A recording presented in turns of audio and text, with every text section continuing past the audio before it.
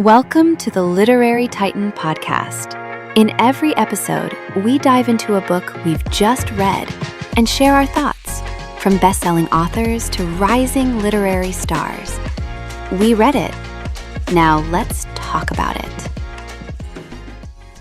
The Resilience Mindset is Terry Healey's part memoir, part practical guide to living through adversity without letting it harden or diminish you. Healey begins with the devastating cancer diagnosis he received as a young UC Berkeley student, then follows the long aftermath of surgery, facial difference, recovery, faith, work, support, and self-rebuilding. From there, he shapes those hard-won lessons into his rebar framework: reflect, build, act, and renew. The book widens near the end through stories of people such as Robert Paler, Sean Harper, Jamie Mo Crazy, and Jason Schechterly, each of whom has faced profound hardship and found a way to keep moving toward purpose. Healey doesn't write about resilience as if it's a glossy slogan on a conference wall. He writes from the raw place where fear has a pulse. The scene after the tumor board, when he runs to the restroom after hearing he might lose part of his face and possibly his eye, is painful in a way that feels completely human.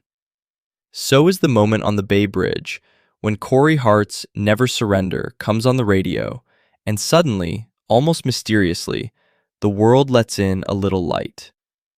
I found that tenderness persuasive.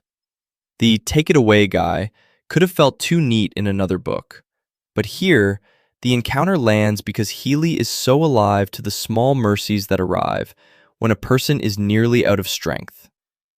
I also appreciated the book's central idea that confidence can be rebuilt through repeated, deliberate acts. That feels compassionate and useful. The rebar framework has a sturdy, workable quality, especially when Healey connects reflection to gratitude, action to risk, and renewal to the daily work of becoming less afraid of change. The book leans into encouragement and statistics. I appreciated how the book leans into encouragement and supporting research, giving its message both warmth and structure. Even when the prose moves quickly from pain toward purpose, that momentum feels true to Healey's larger vision: resilience as an active, daily practice, rather than a place where we stay still for too long. The writing has a warm directness that suits the material. Healey's voice is earnest, and even when the book becomes more workbook-like, it never loses the sense that someone real is sitting across from you, offering what helped him survive.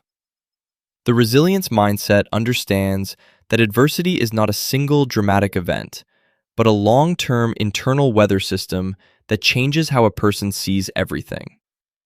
Its best passages are the ones where Healey lets vulnerability and resolve stand side by side.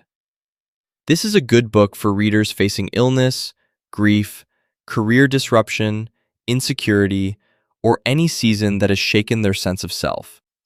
And it will especially resonate with people who like personal stories braided with practical reflection. I'd recommend it to anyone who needs a steady, humane reminder that rebuilding is rarely glamorous, but it can be deeply beautiful. Thanks for joining us on the Literary Titan podcast. If today's review sparked your interest, be sure to pick up a copy of the book and experience it for yourself. If you enjoyed the episode, don't forget to subscribe, leave a rating, or share it with a fellow book lover. Until next time, keep reading, not just to escape, but to grow.